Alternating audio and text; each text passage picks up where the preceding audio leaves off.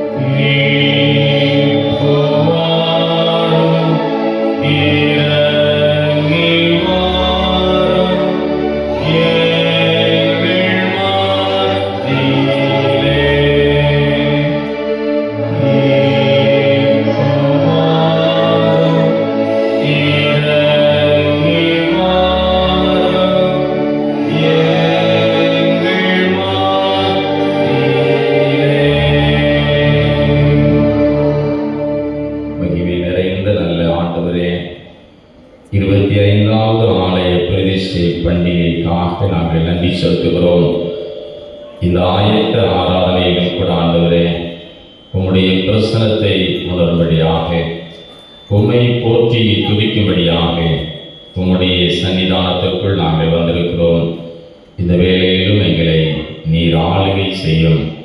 இந்த ஆலயத்தை நிமித்தமாக நாங்கள் பெற்றுக்கொண்ட நன்மைகள் ஏராளம் ஆண்டவரே, தொடர்ந்து இந்த ஆலயத்தின் மீதமாக நாங்கள் எல்லா நன்மைகளையும் பெற்றுக்கொள்ள நீ துணை செய்யும். இந்த நாளிலும் இந்த 25வது பிரதிஷ்டை வெள்ளி விழா பண்டிகையும் ஆசிரிக்க இந்த ஆயத்த ஆராதனையாக உடைய பொற்பாக வந்திருக்கிறோம். ஆளுகை செய்யும். ஆராதனை முழுவதையும் பொறுப்படுத்திக் கொள்வோம். இயேசு கிறிஸ்துவின் மூலமாக ஜெபிக்கிறோம் அன்பு நிறைந்த பிதாவே, ஆமென். ஆண்டவருக்கு மாட்சி உண்டாக. நாம் யாவரும் எழுந்திருந்து கீதங்களும் கீர்த்தனைகளும் 25 பாடுவோம். 1000 பாடல்களை கீதங்களும் கீர்த்தனைகளும் 25. ஆயிரம்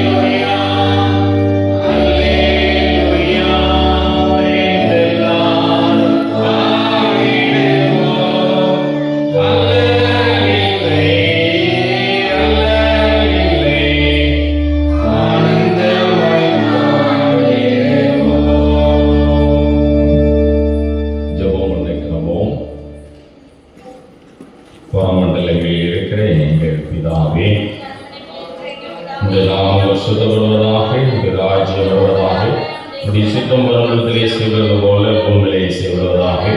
அதில் அவரதை இழக்கின்றதாகும். எங்களுக்கு விரோதமாக குற்றம் செய்ய நாங்கள் மன்னிக்கிறது போல எங்கள் குற்றங்களை மன்னியும். எங்களை சோதனைக்கு பிரவேசிக்க பண்ணாமல் தீமையை ரட்சித்துக் கொள்ளும். ராஜ்யம் வல்லமை மகிமையும் என்னென்னைக்கும் உடையவர்களே. ஆமென். ஆண்டவரே, எங்கள் உதடுகளை திறந்தருளும். தேவனே, எங்கள் ரட்சிக்க விரைவாய் வாரும். யாவரும் எழுந்து நிற்போம். பிதாவுக்கும் குமாரனுக்கும் பரிசுத்த ஆவிக்கும் மகிமை உண்டாவதாக. கர்த்தரை துதியுங்கள்.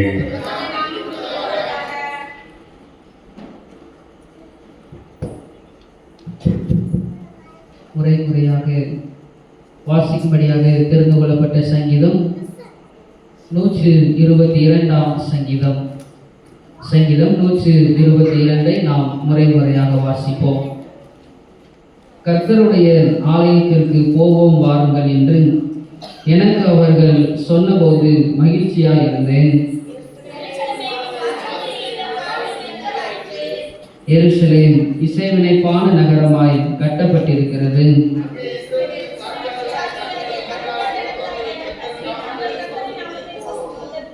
அங்கே தாவீதின் வம்சத்தாருடைய சிங்காசனங்களாகிய நியாயாசனங்கள் வைக்கப்பட்டிருக்கிறது.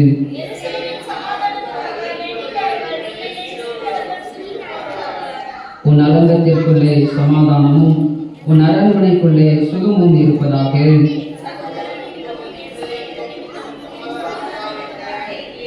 யாவரும் சேர்ந்து வாசிப்போம். எங்கள் தேவனாகிய கர்த்தரின் ஆலயத்தின் நிமித்தம் உனக்கு நன்மை உண்டாக தேடுவேன்.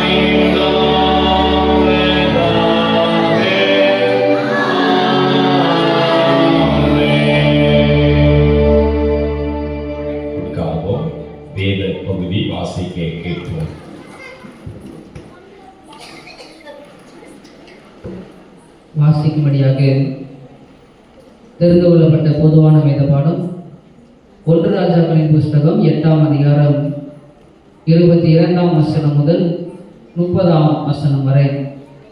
1 ராஜாக்கள் 8ஆம் அதிகாரம் 22ஆம் வசனம் முதல். பின்பு சாலமோன் கர்த்தருடைய பலிபீடத்திற்கு முன்னே இஸ்ரவேல் சபையார் எல்லாருக்கும் எதிராக நின்று வானத்திற்கு நேராக தன் கைகளை வைத்து, இஸ்ரவேலின் தேவனாகிய கர்த்தாவே, மேலே வானத்திலும் கீழே பூமியிலும் உமக்கு ஒப்பான தேவன் இல்லை. தங்கள் முழு இருதயத்தோடும் உமக்கு முன்பாக நடக்கிற உமது அடியாருக்கு உடன்படிக்கையையும் கிருபையையும் காத்து வருகிறேன். தேவரே, என் தகப்பனாகிய தாவீது என்னும் உம்முடைய தாசனுக்கு செய்த வாக்கு தத்தத்தை காத்தருளுவீர். அதை உம்முடைய வாக்கினால் சொல்லி இந்நாளில் இருக்கிறபடி உம்முடைய கரத்தினால் அதை நிறைவேற்றினீர். இஸ்ரவேலின் தேவனாகிய கர்த்தாவே, தேவரே, என் தகப்பனாகிய தாவீது என்னும் உம்முடைய தாசனை நோக்கி, நீ எனக்கு முன்பாக நடந்தது போல உன் குமாரரும் எனக்கு முன்பாக நடக்கும்படி தங்கள் வழியை காப்பார்களேயானால் இஸ்ரவேலின் சிங்காசனத்தின் மேல் வீற்றிருக்கும் புருஷன் எனக்கு முன்பாக உனக்கு இல்லாமற் போவதில்லை என்று சொன்னதை இப்பொழுது அவனுக்கு நிறைவேற்றும். இஸ்ரவேலின் தேவனே, என் தகப்பனாகிய தாவீது என்னும் உம்முடைய தாசனுக்கு சொன்ன உம்முடைய வார்த்தை மெய்யென்று விளங்குவதாக. தேவன் மெய்யாக பூமியில் வாசம் பண்ணுவாரோ? இதோ வானங்களும் வானாதி வானங்களும் உம்மை கொள்ளாது. நான் கட்டின இந்த ஆலயம் எம்மாத்திரம். என் தேவனாகிய கர்த்தாவே, உமது அடியேன் இன்று உமது சந்நிதியில் செய்கிற விண்ணப்பத்தையும் மன்றாட்டையும் கேட்டு உமது அடியனுடைய விண்ணப்பத்தையும் வேண்டுதலையும் திருவுளத்தில் கொண்டருளும்.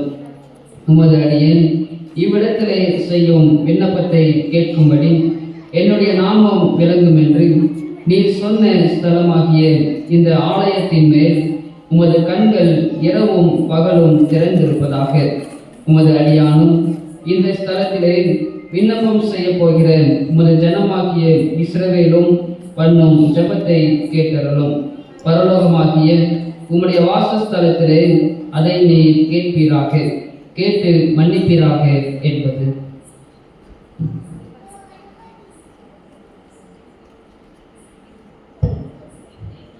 கிறிஸ்துவுக்குள் அன்பானவர்களே, யாவரையும் அன்போடு நான் வாழ்த்துகிறேன்.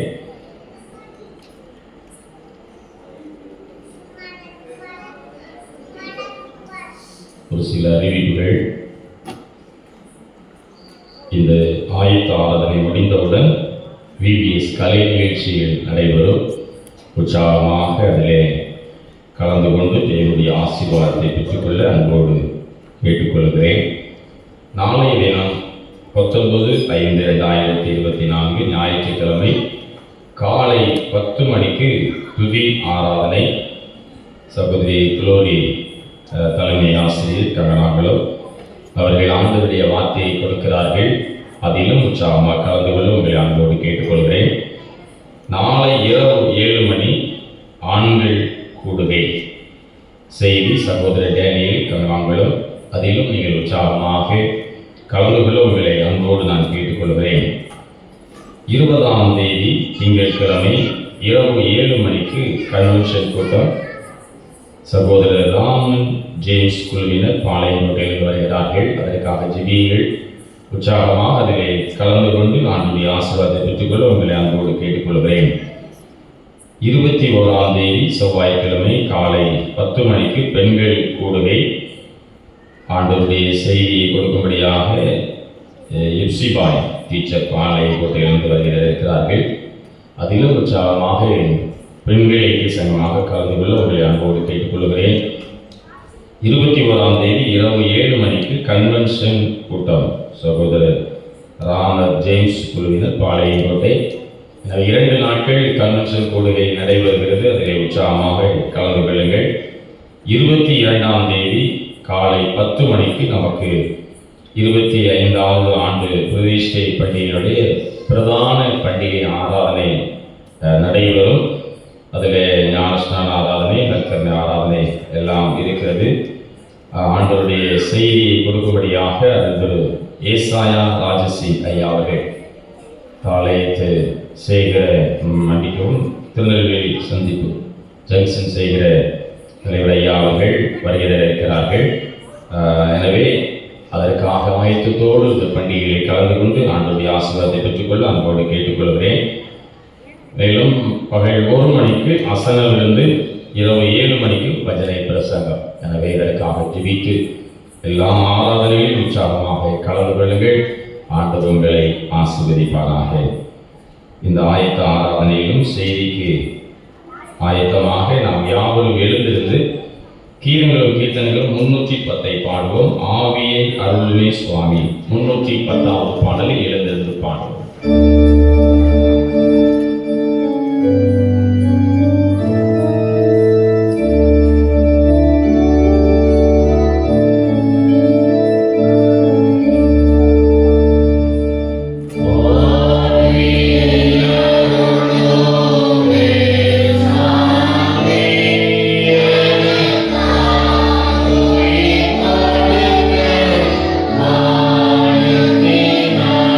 Say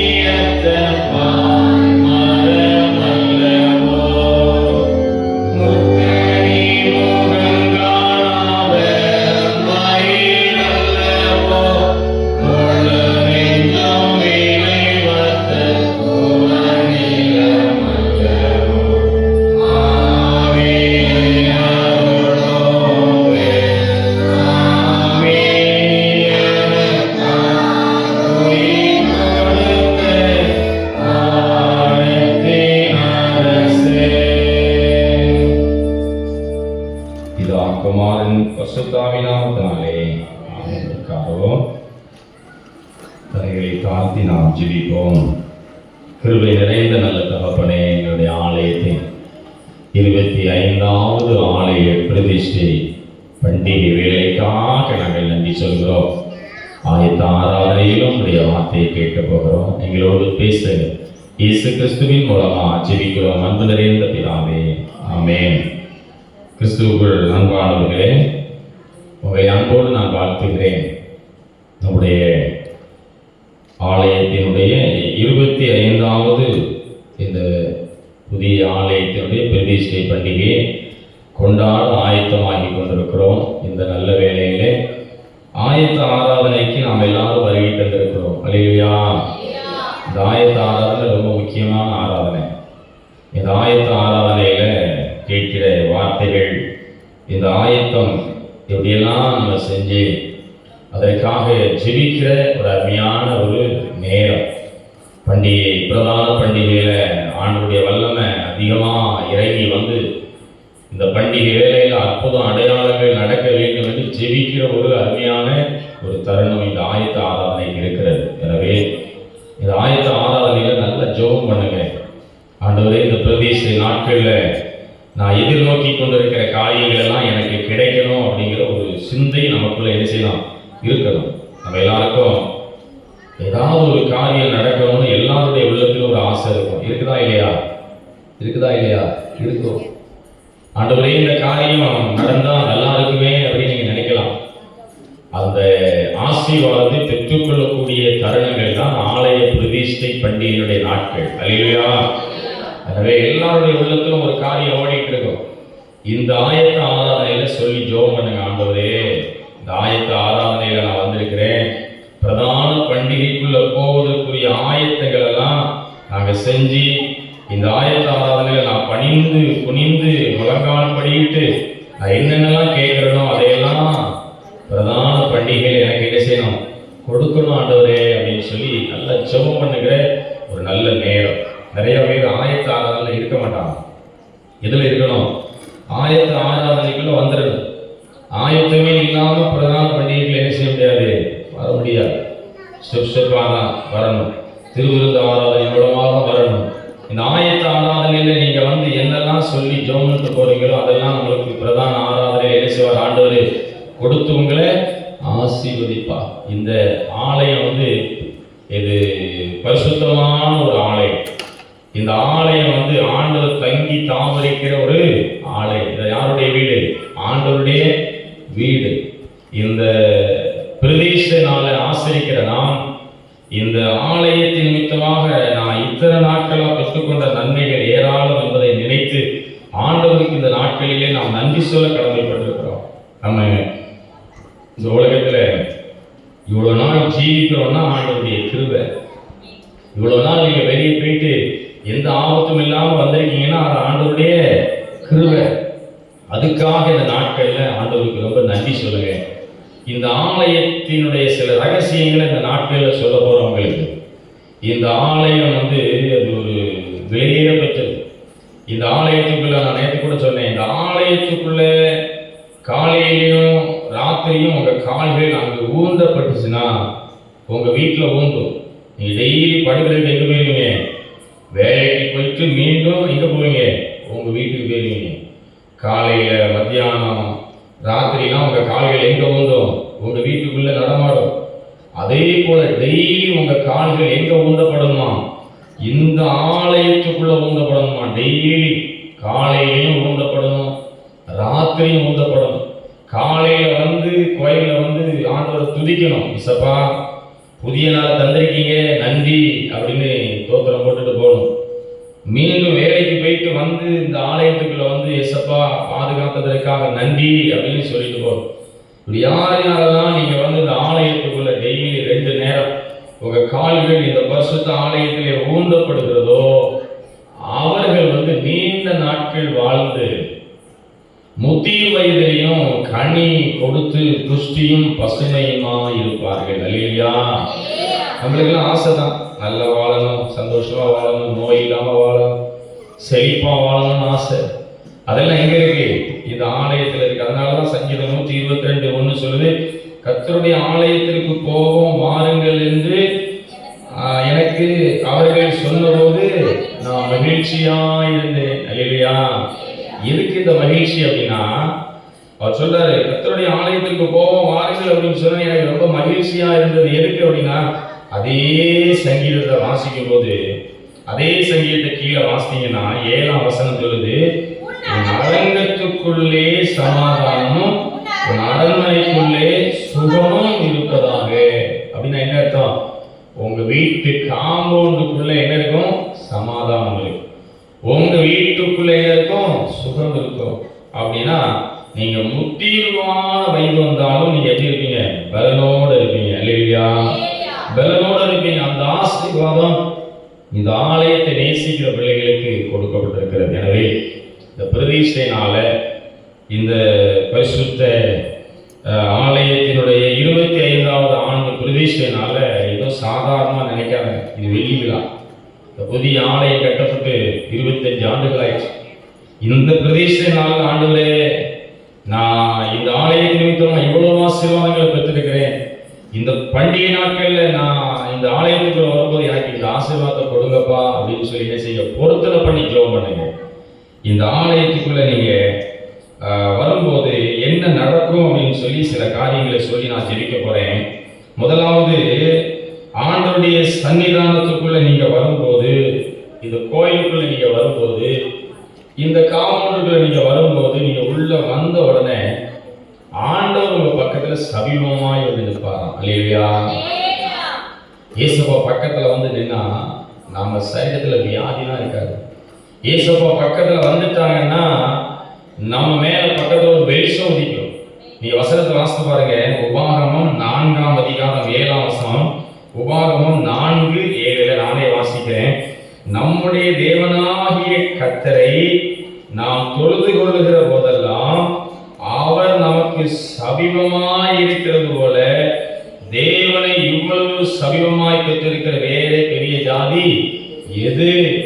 நீங்க ஆண்டவரை எப்பெல்லாம் இந்த காம்பவுண்டுக்குள்ள வந்து இந்த கோயிலுக்குள்ள போய் தொழுது கொள்ளுகிறீர்களோ அப்பெல்லாம் அவர் எப்படி வந்துடுவாரா? பக்கத்துல இறங்கி வந்துடுவார். அல்லேலூயா. அதனாலதான் அந்த ஆலயத்துக்குள்ள வரும்போது நம்ம வந்து சுத்தமா வரணும், பரிசுத்தமா வரணும். கல்யாண வீட்டுக்கு யாராவது லுங்கி கட்டிட்டு போவீங்களா? கல்யாண வீட்டுக்கு போகும்போது லுங்கி கட்டிட்டு போவீங்களா? அப்போ மட்டும் பேண்ட மாட்டீங்க. ஆனால் அந்த காம்பவுண்டுக்குள்ள வரும்போது நிறைய லுங்கி கட்டிட்டு வருவாங்க. கோயிலுக்குள்ள கூட சிலவங்க வருவாங்க. நைட்டிலாம் போட்டு இங்கே கூட வரக்கூடாது, கோயிலுக்குள்ள வரக்கூடாது. இந்த காம்பவுண்டுக்குள்ள வரணும்னாலே என்ன செய்யலாம்? ஒரு பயபக்தியோடு அதற்குரிய பரிசுத்தமான ஆடைகளோடு வந்து என்ன செய்யலாம்? ஏன்னா பக்கத்துல பக்கத்துல யார் வருவான்? ஆண்டவர் வந்துடுவார். இந்த இடத்துக்குள்ள வந்த உடனே தேவன் சமீபமாய் நம்ம பக்கத்துல இறங்கி வருவார். நீங்க அப்படி இறங்கி வரக்கூடிய நேரத்துல நம்ம எப்படி இருக்கணும்? பரிசுத்தமா இருக்கணும். இங்க வந்து எந்த விதமான கெட்ட பழக்க வழக்கங்களும் இந்த காம்பவுண்டுக்குள்ள இருக்கக்கூடாது. அப்படி நீங்க பரிசுத்தமா வரும்போது உங்க சரீரத்துல எதையாவது வியாதி இருந்தா கூட அது என்ன செஞ்சிடும்? குணமாயிடும். அல்லேலூயா. அதை நம்ம புரிந்து கொள்ளணும். அப்போ இந்த ஆலயத்தின் நிமித்தமா நாம பெறுகிற முதல் ஆசீர்வாதம், இந்த ஆலயத்துக்குள்ள வந்த உடனே தேவன் சமீபமாய் நம்ம பக்கத்துல இறங்கி வந்துட்டார் அப்படின்னு சொல்லி என்ன செய்ய? விசுவாசிங்க. என்னை தொட்டுட்டாரு, என் வியாதியெல்லாம் குணமாக்கிட்டார் அப்படின்னு சொல்லி நீங்க உடனடியாக நம்பணும். அதனாலதான் இந்த காம்பவுண்டெல்லாம் சுத்தமாகவே இருக்கணும். இந்த காம்பவுண்டெல்லாம் அப்பப்போ டெய்லி நல்லா கிளியாக சுத்தமாக வச்சுருக்கீங்க. இதே போல் எல்லா இடங்களும் என்ன செய்யணும்? சுத்தமாக இருக்கணும். ஒரு பொருள், வேஸ்டான பொருள் காம்பவுண்டுக்குள்ள கிடைக்கக்கூடாது. எல்லாம் அழகாக சுத்தம். ஏன்னா அவர் நடமாடுற அவர் வீடு. நம்ம அவரை பரிசுத்தமாக வைக்க வைக்க நம்முடைய சரீரத்தில் ஆரோக்கியம் பெருகும். அல்லேலூயா. அப்போ இந்த ஆலயத்தின் நிமித்தமா நம்ம பெறுகிற முதல் ஆசீர்வாதம், அவரை தொழுது கொள்வதற்கு இந்த இடத்துக்குள்ள வந்த உடனே அவர் சமீபமாய் நம்ம பக்கத்துல வந்து நிற்பார். அவ்வளோ இப்படி யாருக்கும் கிடைக்காது அப்படின்னு பைபிள்ல இருக்கு. 2வது ஆசீர்வாதம், இந்த ஆலயத்துக்குள்ள வந்து நீங்க அவரை தொழுது கொண்டீங்கன்னா, இந்த ஆலயத்துக்குள்ள வந்து மணி அடிக்கும் போது நீங்க வீட்டுக்குள்ளலாம் இருக்கக்கூடாது. இந்த ஊருக்குள்ள இருந்தீங்கன்னா, இந்த ஆலயத்துல மணி அடிச்சுட்டுனா என்ன செய்யணும்? பைபிளை எடுத்துட்டு நேரா என்ன செய்யணும்? வந்துடணும். ஏன்? ஏசப்பா என் பக்கத்துல வரணும். ஏசப்பா என் பக்கத்துல வந்தாதான் என் மேல வெளிச்சம் உதிக்கும், என் வேலைகளெல்லாம் என்ன செய்யும்? மாறும். ஆலயத்துல மணி அடிக்கி ஏசப்பா பக்கத்துல எனக்கு வந்து நிற்பாங்க அப்படின்னு சொல்லி அது ஆர்வத்தோடு வரணும். 2வது, நீங்க இந்த ஆலயத்துக்குள்ள வந்து நிற்கும் போது நீங்க கேட்டுக்கொள்வதெல்லாம் உங்களுக்கு கொடுக்கப்படும். அந்த ஆலயத்துல வந்து நீங்க வந்து சப்பா நான் இவ்வளவு கஷ்டப்படுறேன், நான் கடன் தொல்லையில் இருக்கிறேன், ரொம்ப சோர்வா இருக்கிறேன் அப்படின்னு சொல்லி நீங்களாம் ஜெபம் பண்ணீங்கன்னா அவர் வந்து ஐஸ்வர்ய சம்பந்தரா இருக்கிறார். அல்லேலூயா. நீங்க கேட்டுக்கொள்வது உங்களுக்கு கொடுப்பாரா? அதான் முக்கியம். நீங்க பரிசுத்தமா வந்து அங்கிருந்து வீட்டுல இருந்து வரும்போதே நீங்க நல்ல பரிசுத்தமா பயபக்தியோடு வந்து இந்த கோயில வந்து உங்க கஷ்டத்தை சொல்லி அழுக, அவர் அதை நீக்கி ஐஸ்வர்ய சம்பந்தரா இருக்கிறவர் நம்மளை ஆசீர்வாதம். வசனம் சொல்லுது, ரோமர் 10ஆம் அதிகாரம் 12ஆம் வசனத்தை நான் வாசிக்கிறேன். ரோமர் 10:12 தம்மை தொழுது கொள்கிற யாவருக்கும் ஐஸ்வர்ய சம்பந்தரா இருக்கிறார். அல்லேலூயா. பெரிய ஆசீர்வாதம். யார் யாரெல்லாம் கோயிலுக்குள்ள வந்து ஆண்டவரை முழங்கால் படியிட்டு தொழுது கொள்கிறீர்களோ அவர்களுக்கு ஆண்டவர் ஐஸ்வர்ய சம்பந்தர். அப்படின்னா என்ன அர்த்தம்? நீ என்ன கேட்டாலும் தருவார். குழந்தை பாக்கியம் இல்லப்பா, இத்தனை வருஷமா ஆயிட்டு, இந்த பண்டிகைக்கு வரும்போது எனக்கு இந்த குழந்தை பாக்கியத்தை தாங்க, இந்த 2024ஆம் ஆண்டுல இத்தனை லட்சம் ரூபாய் கடன்ல இருக்கேன், இந்த கடன் வட்டி கட்டி என்னால முடியல, எனக்கு நீங்க பலனை தாங்க அப்படின்னு சொல்லி முழங்கால் படிட்டு ஜெபம் பண்ணுங்க, எல்லாத்தையும் மாத்திடுவாரு. அல்லேலூயா. அப்படிப்பட்ட ஐஸ்வர்ய சம்பந்தரா இந்த ஆலயத்துல தொழுது கொள்கிற பிள்ளைகளுக்கு நான் இருக்கிறேன் இந்த வாக்குத்தத்தம் கொடுத்திருக்கிறார். நீங்க சொல்லணும், ரோமர் 10:12 அப்படி சொல்லியிருக்கேன், நான் இந்த ஆலயத்துல வந்து தொழுது கொள்ள போறேன், எனக்கு நீங்க செய்யுன்னு கேளுங்க, ஆண்டவர் செய்வார். ஆண்டவர் சொல்றார், கால தாமதமானாலும் என்ன செய், காத்திரு அப்படிங்கிறார். கால தாமதமானா நீங்க நினைக்கலாம் 5 வருஷமா ஜெபம் பண்றேன், 6 வருஷம் ஆயிட்டேன், 7 வருஷம் ஆயிட்டேன், 8 வருஷம் ஆயிட்டேன். கால தாமதம் ஆகுதுன்னா உங்களுக்கு இன்னும் வித்தியாசமா உங்களை பிரகாசிக்க செய்ய போறாருன்னு அர்த்தம். அல்லேலூயா. கால தாமதம் ஆயிட்டுன்னா நீங்க வேற விதமா ஆசீர்வதிக்கப்பட போறீங்க. உலகமே உங்களை நோக்கி பார்க்கக்கூடிய அளவுக்கு ஆண்டவர் உங்களை உயர்த்த போறாருன்னு அர்த்தம். அல்லேலூயா. அப்படிப்பட்ட ஆசீர்வாதம் வச்சிருக்கிறார். இப்போ இந்த ஆலயத்துல வந்து தொழுது கொள்கிற பிள்ளைகளுக்கு தேவன் அபிமமா இருக்கிறார். 2வது ஐஸ்வர்ய சம்பந்தரா இருக்கிறார். 3வது இந்த ஆலயத்துக்குள்ள நீங்க டெய்லி வந்து தொழுது கொள்ளும் போது அவர் கிருபையும் சமாதானத்தையும் உங்களுக்கு கொடுப்பாராம். அல்லேலூயா. உங்க கிருபைதான் என்னை தாங்குகின்றது, உங்க கிருபைதான் என்னை நடத்துகின்றது, உங்க கிருபைதான் என்னை தாங்குகின்றது, உங்க கிருபைதான் என்னை நடத்துகின்றது. கிருபையே கிருபையே மாறாத நல்ல கிருபையே, கிருபையே கிருபையே மாறாத நல்ல கிருபையே, உங்க கிருபைதான் என்னை தாங்குகின்றது,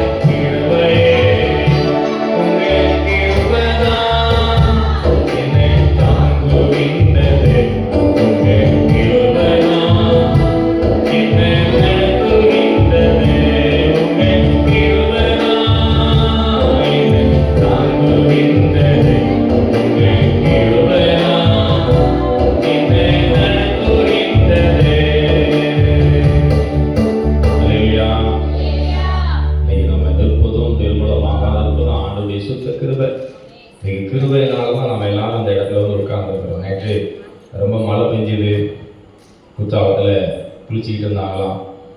பாருங்க, திடீர்னு வெள்ளம் வந்திருக்கு. ஒரு சிறு பையனை என்ன செய்யல, காணல. கடைசியில் பிணமாக இணைஞ்சிருக்காங்க, மீட்டிருக்கிறாங்க. அந்த குடும்பத்தில் எவ்வளவு சோர்வுகள், எவ்வளவு கண்ணீர், எவ்வளவு துக்கம். சாலையில் போகிறாங்க, என்னென்னலாமோ நடக்குது.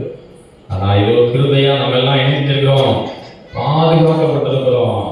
இந்த ஆலயத்துக்குள்ள வந்து நீங்கள் தொழுது கொள்ளும் போது அந்த கிருபை வந்து நமக்கு நிறைய கிடைக்குமா.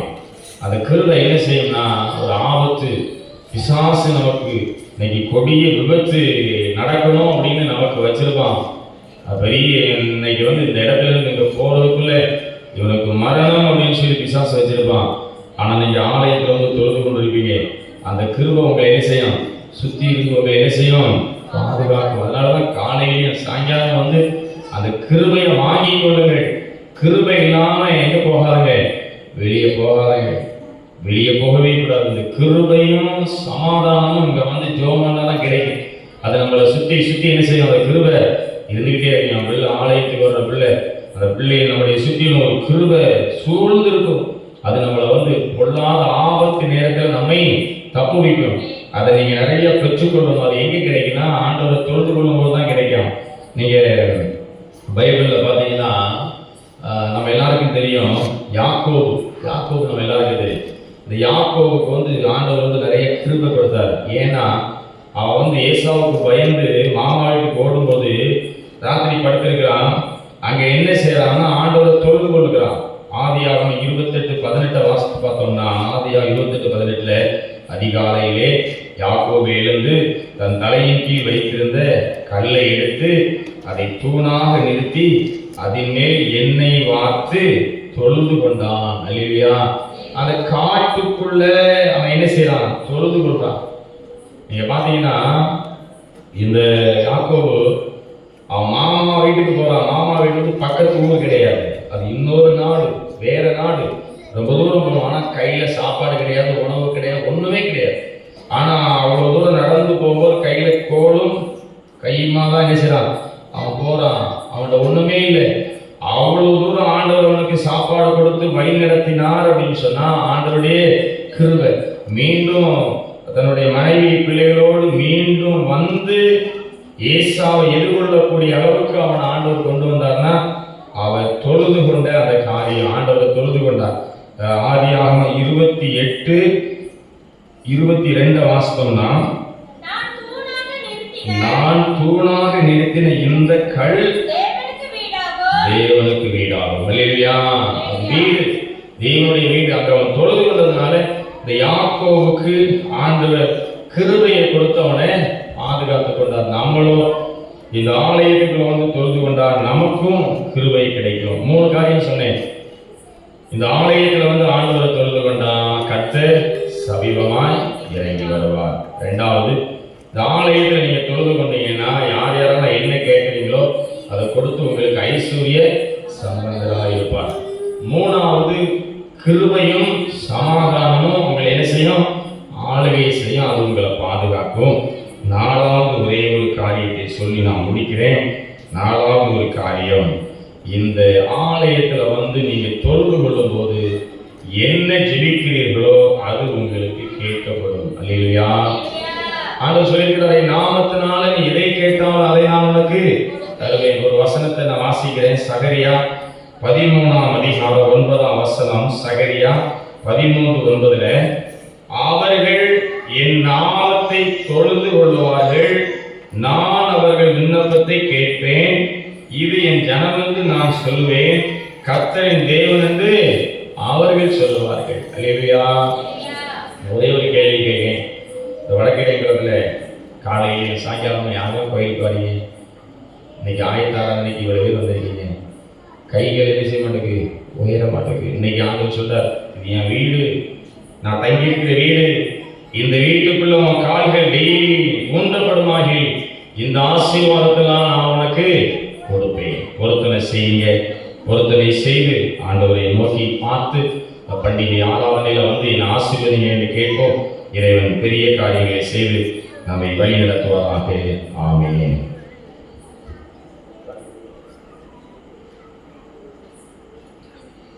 நாம் யாவரும் எழுந்திருந்து நம்மை ஆண்டவரிடத்தில் அர்ப்பணம் செய்ய போகிறோம். நாம் யாவரும் ஆண்டவருக்காக காணிக்கை படைக்க போகிறோம். கீதங்களும் கீர்த்தனைகளும் பரிசுத்த பெற வந்துட்டீர்களா இல்லாத ஸ்நானத்தினால் பாடலை யாவரும் எழுந்திருந்து பாடுவோம்.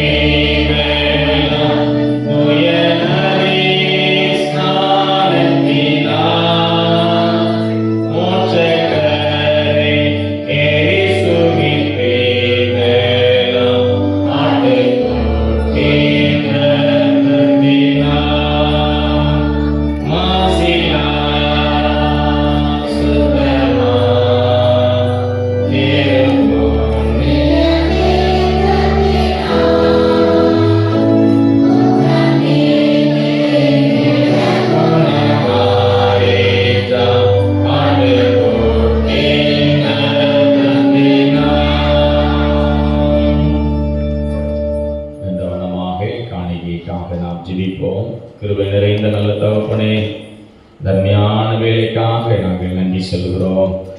இந்த ஆயத்த ஆராதனையிலும் உங்கள் வார்த்தையை நாங்கள் கேட்டோம். ஆண்டவரே, உங்களோடு பேசினீர். ஆண்டவரே, இந்த ஆலயத்தில் வந்து நாங்களும் தொழுது கொள்ளும் போது நீர் சமீபமாக இறங்கி வந்து எங்களை ஆசீர்வதிக்கிறீர். ஐஸ்வர்ய சம்பந்தராக இருக்கிறீர். ஆண்டவரே, கிருபையும் சமாதானம் எங்களை ஆளுகை செய்யும். ஜபங்கள் கேட்கப்படுகிறது. ஆண்டவரே, இந்த ஆலயத்தை நாங்கள் அதிகமாக நேசிக்க எங்களையே அர்ப்பணிக்கிறோம். இந்த உலகத்தில் உள்ளவர்கள் எல்லாம் முடிவுகள் உமது கரத்தில் வாங்கி உமக்கே கொடுக்கிறோம். இயேசு கிறிஸ்துவின் மூலமாக ஜெபிக்கிறோம் அன்பு நிறைந்த பிதாவே. ஜெபம் பண்ண கிடப்போம். வல்லமையுள்ள ஆண்டவரே, 25வது ஆலய பிரதேச ஆயத்த ஆராதனைக்காக நாங்கள் நன்றி சொல்கிறோம். அப்பா, உமை தொழுது கொண்டோம். ஆண்டவரே, பொருத்தனைகளை செய்திருக்கிறோம். ஆண்டவரே, இந்த ஆயத்த ஆராதனையிலும் ஆண்டவரே நாங்கள் பொருத்தனைகளோடு உண்மை நோக்கி பார்த்து ஆண்டவரே பண்டிகை ஆசிரிக்கும் பொழுது உங்கள் வல்லமை, உங்கள் கிருபை எல்லாம் ஆளுகை செய்வடியாக நாங்கள் ஜெபித்திருக்கிறோம். ஆண்டவரே, இந்த ஆயத்த ஆராதனை கேட்ட செய்தியின் பிரகாரமாக இந்த ஆலயத்தை நாங்கள் அதிகமாக நேசிக்க பலனை தாரும். வடக்கு இடைவெளியும் சபைக்காக நாங்கள் நன்றி சொல்கிறோம். இந்த சபை வளர்ந்து பெருகட்டும். இந்த சபைக்கு வேண்டிய எல்லா விதமான தாளங்கள், அதுவரை ஆவியின் கனிகள், வரங்கள் எல்லாவற்றையும் மக்களுக்கு கொடுத்து நீர் ஆசீர்வதிக்கும்படியாக ஜெபிக்கிறோம். சபை ஊழியர் ஐயாவை ஆசீர்வதிங்க, அவங்க குடும்பத்தை ஆசீர்வதிங்க. சபையின் மூப்பர்கள் அவருடைய குடும்பத்தை ஆசீர்வதிங்க. ஆண்டவரே, அதே போல சபையின் மக்கள் ஒவ்வொரு குடும்பத்தையும் அளவில்லாமல் ஆசீர்வதிங்க. இந்த 25வது ஆலய பிரதிஷ்டை நாளிலும் கூட ஆண்டவரே நாங்கள் ஆண்டவரே செய்கிற ஒவ்வொரு ஆராதனைகள் ஆண்டவரே ஒவ்வொரு ஐக்கியங்கள் கூடுகையை எல்லாம் ஆசீர்வாதமாக இருக்கட்டும். தொடர்ந்து நடைபெறுகிற விவிஎஸ் கலை நிகழ்ச்சியும் ஆசீர்வாதமாக்கி தாங்க இயேசு கிறிஸ்துவின் மூலமா ஜெபிக்கிறோம் அன்பு நிறைந்த பிதாவே. நம்முடைய கர்த்தராகிய இயேசு கிறிஸ்துவின் கிருபை பிதாவாகிய தேவனுடைய அன்பு தூயாவின் கூட்டுறவு நாம் அனைவரோடும் கூட என்றென்றும் நிலைத்திருப்பதாக. நாத்தமாவே கர்த்தரை ஸ்தோத்திரி, உள்ளமே பரிசுத்த நாமத்தை ஸ்தோத்திரி. நாத்தமாவே கர்த்தரை ஸ்தோத்திரி, கர்த்தர் செய்த சகல பாரங்களை மறவாதே. ஆமென். அல்லேலூயா அல்லேலூயா. தொடர்ந்து விவிஎஸ் கலை நிகழ்ச்சி நடைபெறும். அருமையான டைரக்டர்ஸ் ஆசிரியர் அதற்குரிய ஆயத்தங்களை செய்ய அன்போடு கேட்கிறோம்.